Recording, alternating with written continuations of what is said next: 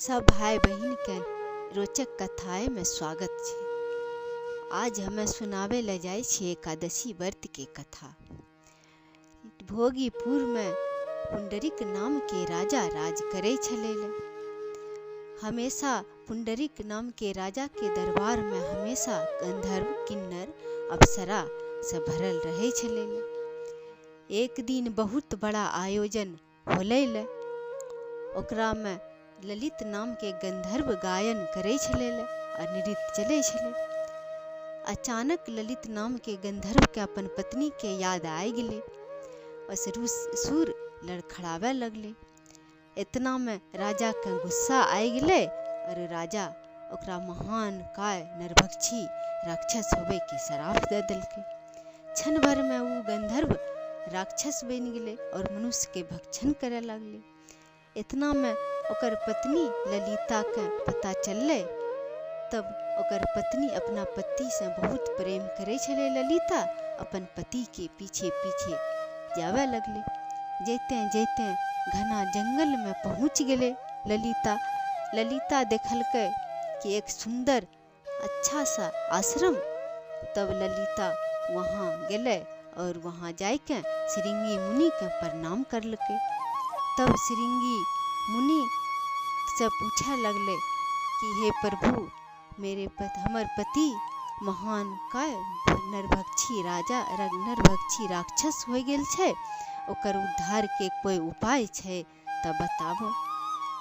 तब श्रृंगी मुनि कहलके कि चैत्र मास के कामदा एकादशी के व्रत करके ओकर पुण्य जो अपना पति के दान कर दही त तोर पति ई राक्षस योनि से उद्धार हो जेतो। तब ललिता मुनि के प्रणाम करके अपन घर चले ले। अपन घर में पूरे विधि विधान से चैत्र मास के शुक्ल पक्ष के कामदा एकादशी के व्रत करलके। ब्राह्मण के दान दलके, ब्राह्मण के भोजन करलके, गरीब के बहुत सारा अन्न और जल के दान करलके और पुण्य भगवान के सामने स्तुति करे लगले कि हे प्रभु, आज जो कामदा एकादशी के पुण्य छे उ सब हम अपना पति के दान दे छिए। इतना कहते ही ओकर पति वो महान काय राक्षस से मनुष्य योनि में के प्राप्त कर गेले।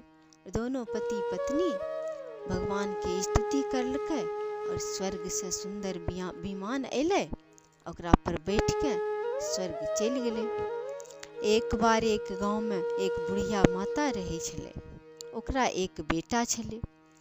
ओकर बेटा ससुराल जाय छले अपन पत्नी के नाने ले। रास्ता में गौ माता पानी पिए ले एक तालाब में गेले। उस तालाब में गौ माता फंस गेले। तब गौ माता फंस गेले। तभी आदमी के मदद के लिए पुकार लगेलके। लेकिन ये आदमी ससुराल जाय छले, सोचलके कीचड़ लग जेते, गौ माता के मदद नहीं करलके, सीधे चल गेले। कुछ दूर गेला के बाद उस आदमी का पछतावा होवे लगले। बस वो आदमी अले तब तक गौ माता श्राप देके ये आदमी के डूब गेले और गौ माता की मृत्यु हो गेले। इस आदमी के गौ माता श्राप दे दिलके कि तो रात तक गधा बनेगा। तब गधा बन गेले। रात में जाके ससुराल में सब बात अपन पत्नी के कहलके और गधा बन गेले। तब गधा के लेके वो ओकर पत्नी अपन ससुराल गेले। वहाँ गेले तब गधा कहलके कि हमर घर कैसे चलते, तो हमरा लेके कहीं जाके पैसा कमाबो तो हमर घर चलते। तब गधा के लेके गधा के पत्नी एक राजा के यहाँ गेले जहाँ कुआं खोदवावे के काम चले छले। तब राजा रोज देखे कि गधा के वहाँ खड़ा करके मिट्टी माथा पर लेके फेंके छले। रोज देखते देखते एक दिन राजा ओकरा बुलाए लेलके, सारा बात पूछलके। तब राजा के कुल गुरु जे छले कहलके कि 1008 एकादशी के पुण्य एकरा कोई दान दे देते ही गधा योनि से उद्धार हो जेते और मनुष्य रूप धारण कर लेते। तब राजा हर जगह सिपाही के भेजलकै, कहीं नहीं मिले। फिर ढूंढते ढूंढते एक बुढ़िया माता 1008 एकादशी के व्रत करले छलै। तब वो बुढ़िया माता के बोलेलकै और बहुत सारा धन के लोभ देलकै वो बुढ़िया माता के, लेकिन बुढ़िया माता धन नहीं लेलकै।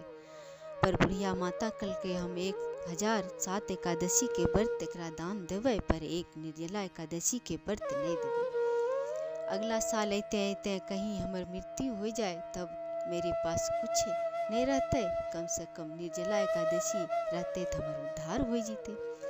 तब वो बुढ़िया माता 1007 एकादशी उस गधा के दिलके और क्षण भर में वो गधा के रूप त्याग के मनुष्य शरीर में आई गए। लेकिन एक निर्जला एकादशी के व्रत नहीं दिलके, बस ओकर पूछ रह गए।